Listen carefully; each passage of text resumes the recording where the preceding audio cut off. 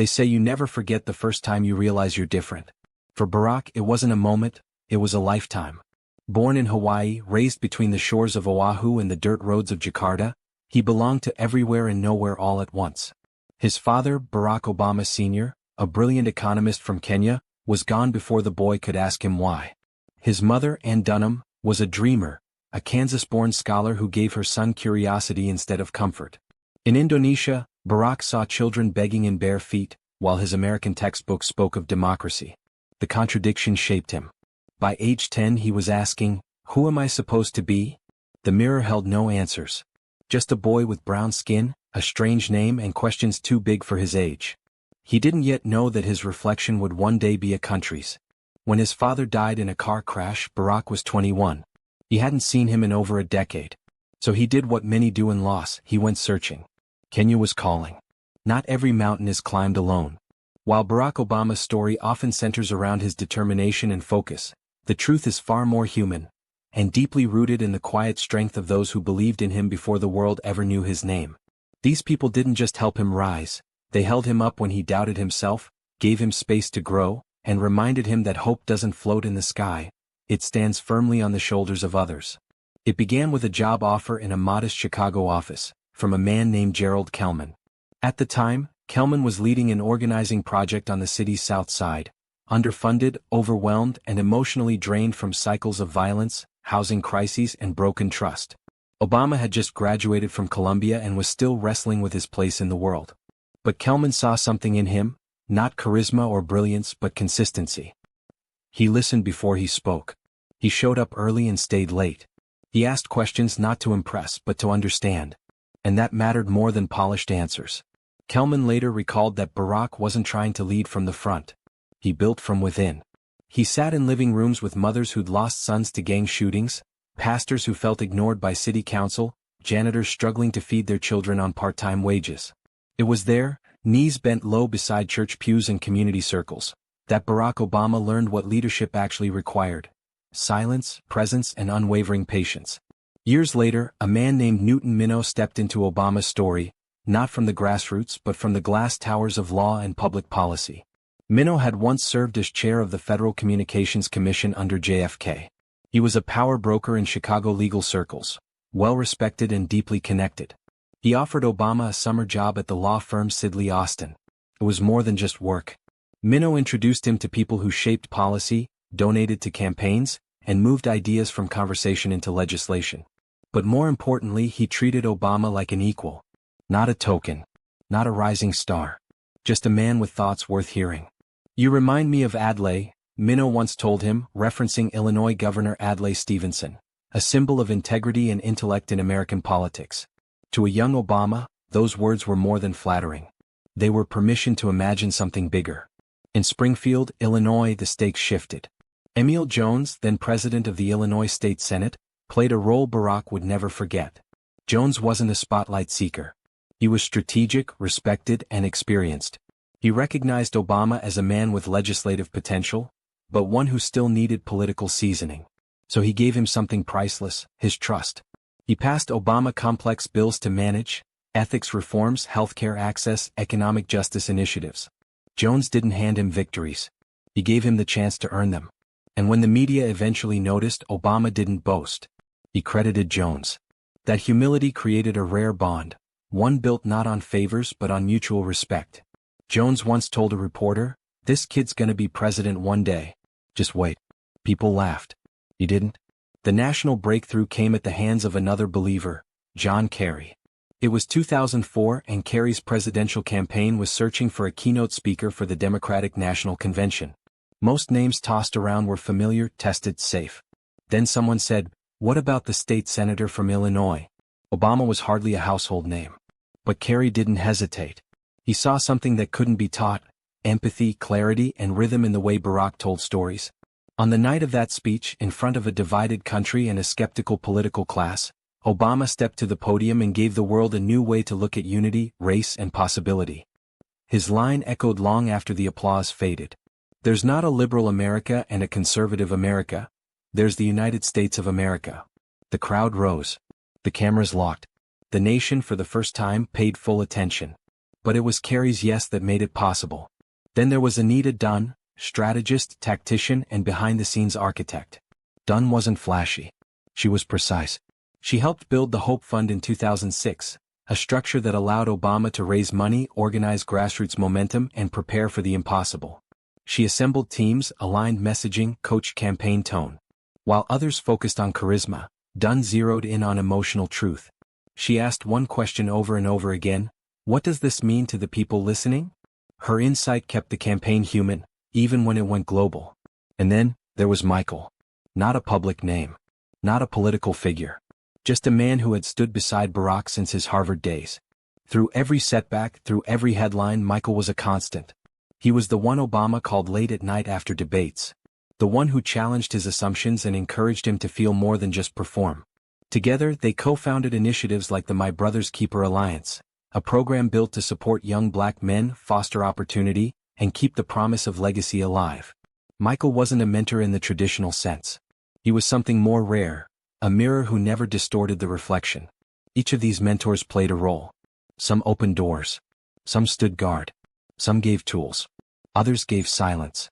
But all believed, long before the crowd did. And when the weight of hope grew heavy, Barack didn't carry it alone. He carried it with them. Every story of ascent has its counterweight. For Barack Obama, it wasn't just the doubters in faraway offices or the loud voices on cable news. It was the quiet resistance. The closed doors. The colleagues who smiled in public but moved differently in private. In politics, opposition wears many faces, and not all of them are enemies. When Obama entered the Illinois State Senate in 1997, some fellow Democrats saw him not as an ally, but as an outsider. Not because he was unqualified. Not because he was unprepared. But because he thought differently. He didn't play the game the way others had learned to survive it. He asked hard questions, pressed for cleaner politics, and often refused to go along just to get along. A senior legislator once pulled him aside and said quietly, "Barack, this place doesn't run on purity. It runs on favor." It wasn't advice. It was a warning. His early efforts at campaign finance reform were blocked, not by Republicans but by entrenched Democrats protecting their leverage. He wasn't surprised. He was disappointed. But rather than lash out, he studied the room. Watched who moved when the cameras were off. Listened more than he spoke. Every no became a note. Every cold shoulder, a lesson in power. Then came the 2000 primary challenge. Obama had set his sights on a seat in the U.S. House of Representatives. His opponent? Bobby Rush, a former Black Panther and longtime congressman deeply rooted in Chicago's South Side. This wasn't a simple contest of ideas. It was a test of authenticity, of community loyalty, of cultural understanding, of street-level trust. To many in the district, Rush felt like one of them. Obama? Ivy League. Law professor. Thoughtful, yes, but distant. Rush called him too polished. Others said he didn't get the struggle. Obama lost. And not by inches. He was crushed. By a margin that made even his closest advisors question the future. But the sting of defeat wasn't the end. It was a necessary fracture. In 2007, when Obama declared his run for president, some of the harshest opposition came from inside his own party. People whispered that he hadn't earned it. He should wait his turn. He's not ready. He hasn't paid his dues. These voices didn't come from the right, they came from the very people whose ideals he shared. The most prominent voice among them? Hillary Clinton. Seasoned, respected, known around the world. Their rivalry wasn't personal, but it was intense. Debate stages turned cold. Surrogates on both sides exchanged fire in the press. Obama was painted as naive, unseasoned. A great speaker, sure, but untested when it came to crisis. At one point, Clinton famously said, "Now I could stand up here and say, let's just get everybody together.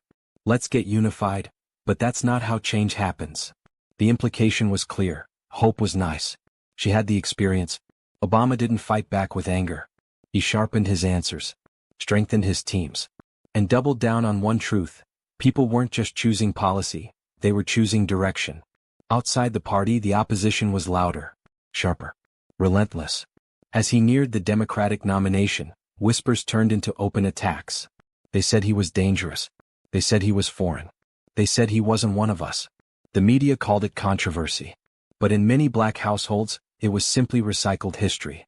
When the Reverend Jeremiah Wright controversy broke, clipped sermons broadcast on loop, Obama faced not just political fallout but a cultural crossroads. To walk away from right was to risk alienating his roots. To stay silent was to lose national trust. So he chose something rarely seen in modern politics. He gave a speech. Not a defensive press conference. Not a series of talking points. A full, raw, layered address on race in America. He didn't run from nuance. He walked straight into it. And in doing so, he turned a moment of attack into a mirror for the country itself. And then, there was Donald Trump. Before Trump ran for office, he led the public charge behind a long-debunked lie, that Obama hadn't been born in the United States. No evidence. No logic. Just loud repetition. It wasn't political critique. It was an attempt to erase legitimacy. And for years Barack didn't engage directly. He stayed above it. Until the 2011 White House Correspondents' Dinner. Obama stood behind the podium, camera lights flashing. He looked directly at Trump, seated in the audience, and calmly dismantled the conspiracy with humor, clarity, and a presence that left no doubt. The room laughed. But Obama wasn't mocking. He was anchoring the truth, firmly, publicly, and without apology. Even after his presidency, opposition didn't end. Some wanted to undo everything he built. Others tried to reduce his legacy to a moment instead of a movement. But here's what matters. He never crumbled under criticism. Never folded under pressure. He listened. He adjusted. And when the arrows came, he kept walking. Because the challenge didn't threaten his identity. It revealed it. Behind every history maker are the ones who didn't walk ahead or behind, but beside. Not all family is blood. Some are bonded through battle, belief, and the quiet kind of loyalty that never makes headlines. For Barack Obama, those bonds, those few who stood with him when the applause stopped, were never just political allies. They were his chosen circle. His emotional anchor. His family by fire. Start with Michelle. She wasn't just his wife. She was his conscience, his compass, and often his most relentless challenger. When Barack floated the idea of running for president, Michelle didn't beam with pride. She asked him bluntly, "Why do you think you're the one?" She'd seen politics up close. Knew its cost. And she wasn't willing to offer up her family, her daughters, her privacy, her peace, without clarity. They fought over it. Not dramatically but truthfully. And he didn't convince her with dreams of power. He convinced her with intention. She watched how deeply he cared. How he carried burdens no one else could see. And in time she didn't just agree, she became his fiercest protector on the trail. Then there was David Axelrod. Gravel-voiced. Chicago tough. He wasn't just a strategist, he was Obama's translator. Axelrod understood that what Barack carried wasn't just policy, it was poetry wrapped in restraint. He taught Barack how to frame hope without sounding naive, how to balance fire with focus. Their bond wasn't just built on wins, it was forged in private losses. Late-night calls. Flights home after hard debates. Moments when the message didn't land and Barack questioned everything. Axelrod never flinched. He didn't say, "You'll be fine." He said, "You're human. Own that. Then keep going." Valerie Jarrett. She wasn't a campaign manager. She wasn't a headline. But to Obama she was the quiet drumbeat in the background. Valerie had known both Barack and Michelle since the early 90s. She watched them grow not as political figures, but as people. She saw how Michelle guarded their daughters. How Barack overthought every move. Valerie was the one they called when it all got too loud. She'd show up to their house in sweats, no cameras, no press, and just sit. Listen. Ground them. When they got to the White House, Valerie came too, not for the title but to keep the humanity intact. Barack once said, "Valerie doesn't just tell me what I want to hear. She tells me what I forgot I needed to remember." Reggie Love. His body man. His brother. His witness. Reggie was with Barack from the Senate through the presidency, always a few steps behind but never out of view. He carried the bags. Held the schedule. Kept the energy right when the room was off. But more than that, he knew the man. Reggie saw the exhaustion others didn't. He saw Barack in his lowest moments, after tragedies, before speeches, in hotel rooms with his head in his hands. And when Barack wanted to give too much of himself to the country, Reggie reminded him, "You still need to rest. Still need to breathe. Still need to be Barack, not just Mr. President." Their bond wasn't built in ceremony. It was built in silence. Marty Nesbitt. Barack's best friend. Rarely on camera. Always in his corner. They met through Michelle's brother, on a basketball court. From then on, they were just two Chicago guys who could talk without talking about politics. Marty wasn't dazzled by the Senate. didn't care for Washington games. What he cared about was character. And when Barack doubted himself, especially during the birther attacks or after mass shootings, he'd call Marty. No press. No prep. Just two old friends saying what needed to be said. "You're not crazy," Marty would say. "You're just carrying more than anyone realizes." Barack leaned on him not for answers, but for reminders. Reminders that before the presidency, before the power, there was a man with real people who really knew him. These weren't just friends. They were the filter in the force field. They called him out when ego crept in. Held him up when the world pulled down. Celebrated not the man in the suit, but the man who stayed human in spite of it. Barack Obama once said, "You can tell a lot about a person by who they keep around when the spotlight fades." His circle didn't just witness history. They helped him survive it. They weren't there for the medals. They were there for the midnight doubts, the quiet grief, the family dinners that ran late because Sasha was crying and Malia didn't finish her math homework. In the world of politics, where people orbit power like moths to light, Obama's inner circle wasn't built on access. It was built on truth. Truth that sharpened him. Truth that saved him. And in a career defined by public image, it was these private people who made sure the man behind the image didn't disappear. No man rises untouched. And no man escapes betrayal. Even Barack Obama, charismatic, careful, calculated, wasn't immune to the ones who smiled beside him, only to cut when his back turned. These betrayals weren't dramatic, Hollywood-style takedowns. They were subtle, strategic. The kind that wears a mask of respect, then whispers behind closed doors. This is the part of the story that doesn't make campaign videos. But it lives in the scars he doesn't show. Let's begin with Rod Blagojevich, the former Illinois governor. A Democrat. A rising star. A man with his own spotlight, until he tried to sell Obama's Senate seat like it was some item on Craigslist. After Obama was elected president in 2008, Blagojevich had the power to appoint his Senate successor. Instead of honoring that responsibility, he saw a chance to profit. Leaked tapes revealed his words, now infamous, "I've got this thing and it's F******** golden." He was caught trying to trade that appointment for money, favors, or a cushy job. And while Obama wasn't directly implicated, the scandal stained the air around him. The man who once called Barack a good friend now stood at the center of one of the biggest political embarrassments of that transition period. Obama was livid, but controlled. He publicly distanced himself. Privately, the trust was shattered. Not because they were close, but because Blagojevich's betrayal was a reminder. Even those wearing the same jersey can burn your name when it suits them. Then came the quieter betrayals. Democrats in Congress, his own party, who campaigned on "Yes, we can," but disappeared when it was time to vote. Health care reform, the Affordable Care Act, was his signature push. It would define his presidency. But behind the scenes, several moderate Democrats, people who stood on stage with him, raised money with him, began to waver. They feared backlash in their home states. They feared the wrath of conservative voters. And so they started leaking. Anonymous quotes. Doubts planted in the media. Is the president pushing too hard? Is this really the right time? They didn't stab him in the chest. They stabbed him through the press. Obama stayed diplomatic. But he never forgot who flinched when courage was needed most. Some were primaried.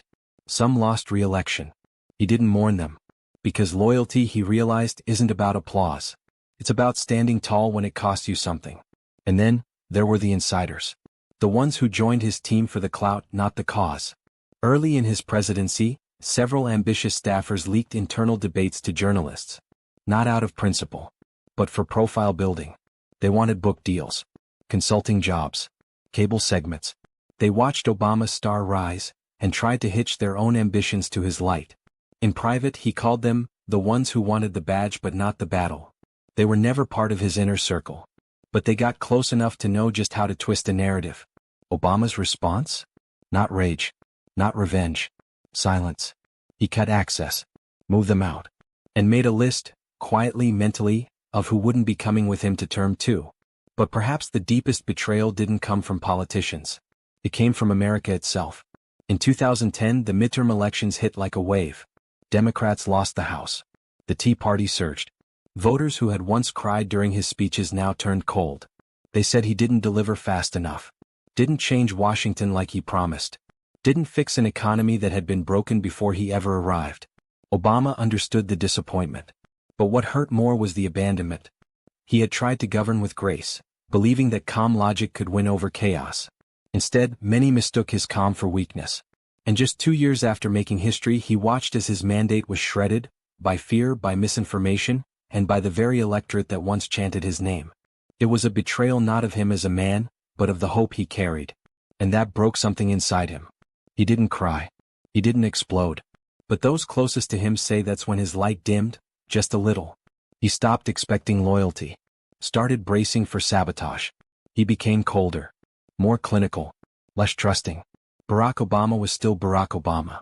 But something about that unspoken bond he had with the public, the magic of 2008, it fractured. He never said it aloud. But in his second term you could see it. A president not just leading a country but protecting himself from the people he once believed in. Betrayal doesn't always come from enemies.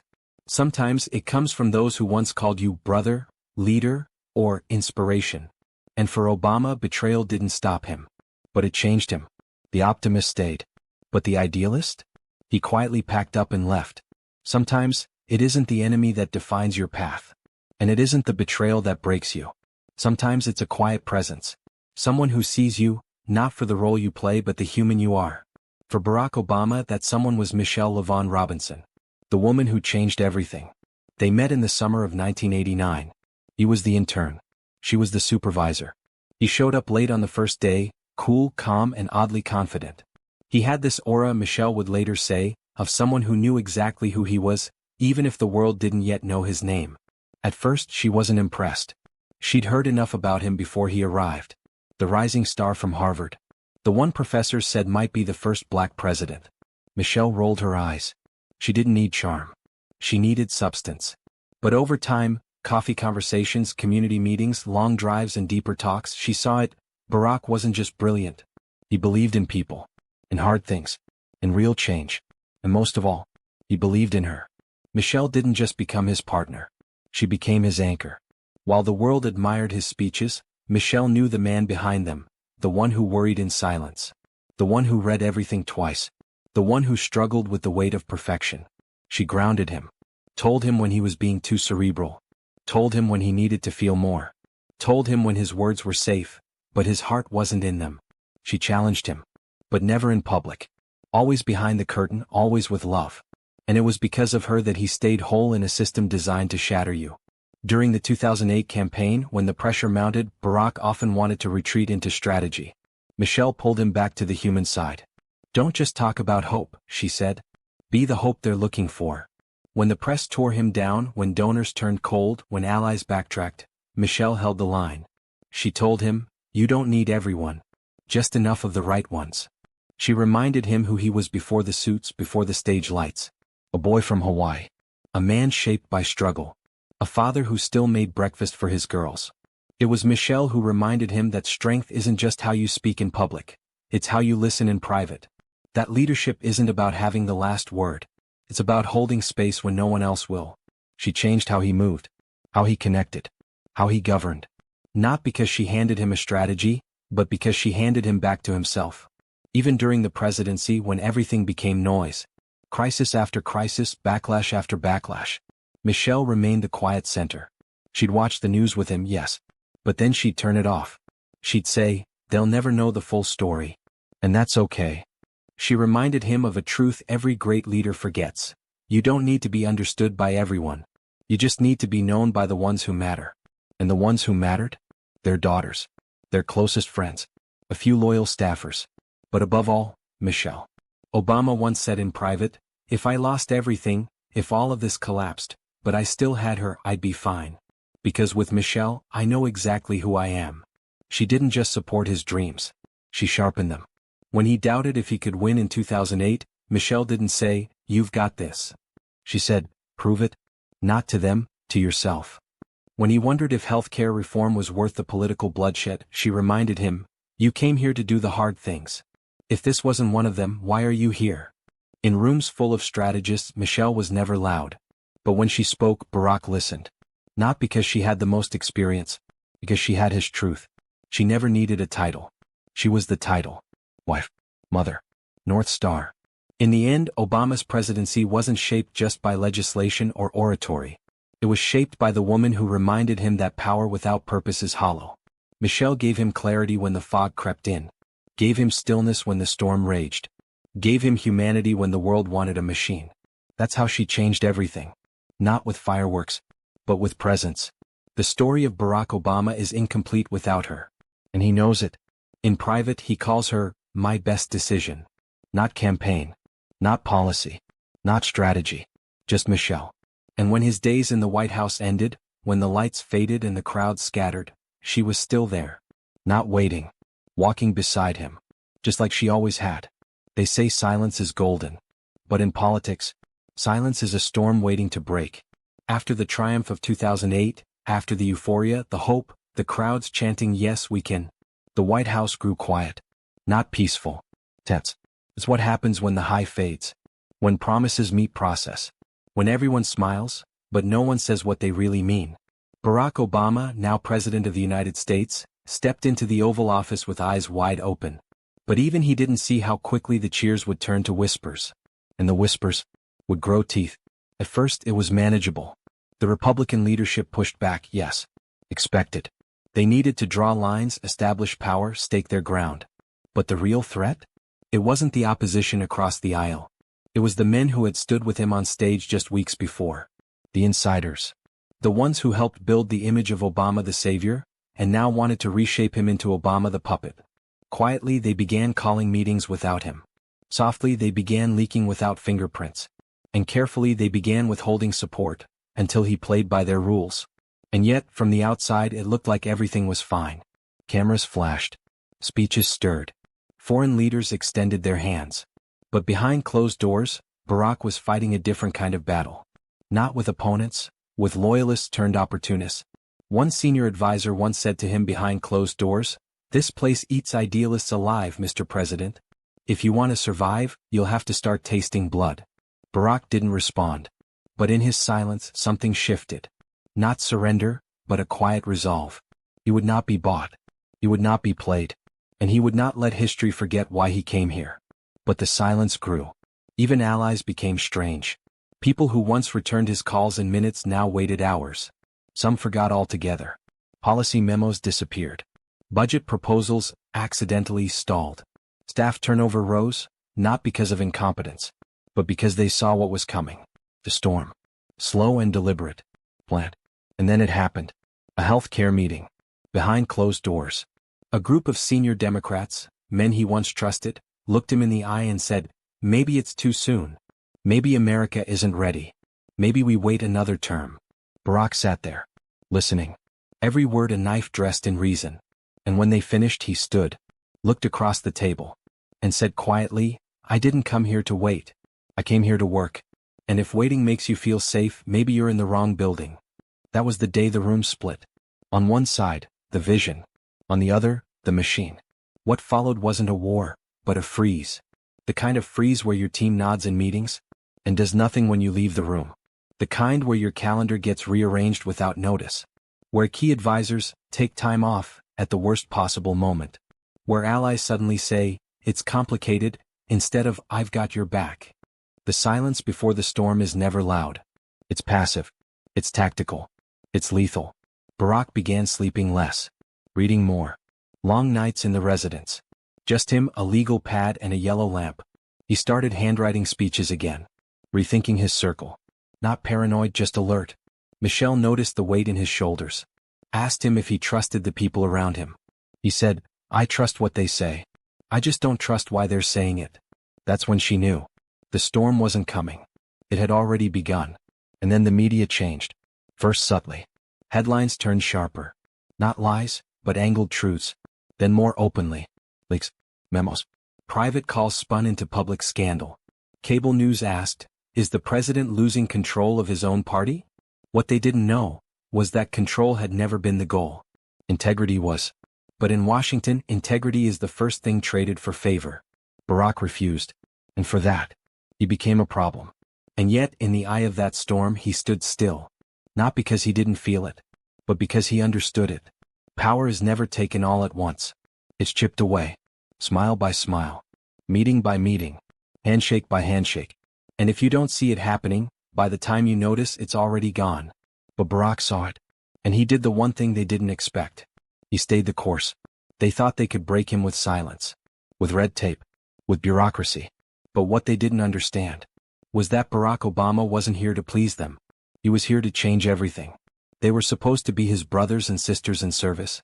Men and women who shared his oath, who sat beside him in briefings and dinners, who laughed in private moments and bared their souls in late-night strategy calls. But power reveals more than it creates. And in the West Wing, behind the walls of history, a single act of ambition would crack the foundation of trust. It was early 2012. The re-election campaign loomed. Barack Obama sat at his desk in the Oval Office, files piled high, strategy memos stacked like towers. He was focused, determined, yet tired. Not from the work, he welcomed that, but from the sense that something unseen was shifting beneath his feet. In walked David Plouffe, his campaign manager and close confidant since the 2008 miracle. Plouffe carried himself with that same quiet confidence, an aura of calm that usually soothed the room. But that morning his face was unreadable. He closed the door, sat down, and said 3 words, "We have problems." What followed wasn't a betrayal of politics. It was a betrayal of the personal. Notes from private meetings, leaked. Emails between team members, published. Internal polling, twisted into public doubt. Plouffe claimed there were signs of complacency, of flawed messaging, that the narrative needed a shake-up. He argued that reshuffling key staff, shining new lights on fresh faces, and sidelining some of the old guard would demonstrate agility. Barack listened. But inside something tightened. He realized his circle was no longer a circle. It was a stage. And he was the only actor left unsure of his lines. What hurt most wasn't the leaks. It was the choice of leaked information. Not strategy failures. Not mistakes that needed correction. Personal anecdotes. Private doubts. Conversations meant for the resolute shadows of the Lincoln bedroom. Leaked not for clarity but for attention. And not for the public good but for career credit. Plouffe insisted he had no knowledge of who specifically leaked what. But to Barack the question wasn't just who, it was why. Why undermine the one you'd built everything around? Why sacrifice loyalty for a footnote in history? The West Wing felt colder that day. Meetings became guarded. Allies second-guessed their questions. Staffers watched their words. Barack realized the battle wasn't just against opposing parties. It was against the rot within. He gathered his closest team, Michelle, Axelrod, Valerie, Reggie. In that small room, in hushed tones, they confronted the wound. He didn't demand names. He didn't threaten resignations. He asked a single question, what do we stand for? The answer wasn't easy, but it was clear. They stood for truth, for integrity, for service, not self. With renewed focus, Barack made decisions that surprised insiders. He removed, not just reshuffled, those who played sides in shadows.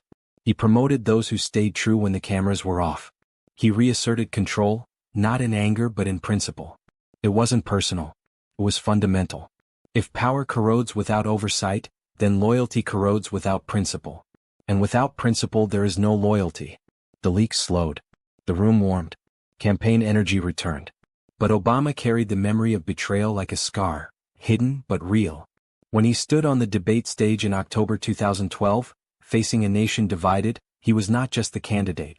He was the man who had rebuilt his team, his strategy, and his faith in service. He spoke with steadiness. I know change is hard. But then, I also know the voices of doubt can never drown out the simple truth. Our best days still lie ahead. The crowd responded. Not because they doubted him, but because they trusted that, despite everything, he had not wavered. In private he never said Plouffe's name. He didn't have to.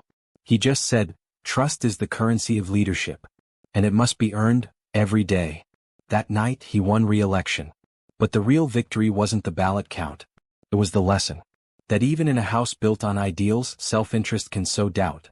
But with clarity and courage, you can rebuild with stronger walls, truer stones, and a foundation that respects both the individual and the collective. And so the story ends not on betrayal but on the triumph of integrity. Barack Obama's name remains on history's pages, not only for speeches and policies, but for the grace with which he faced the fault lines in his own ranks. Because in the end, the greatest betrayal is never the leak, the rumor, or the knife in the back. It's the moment you let it define you. And he refused to.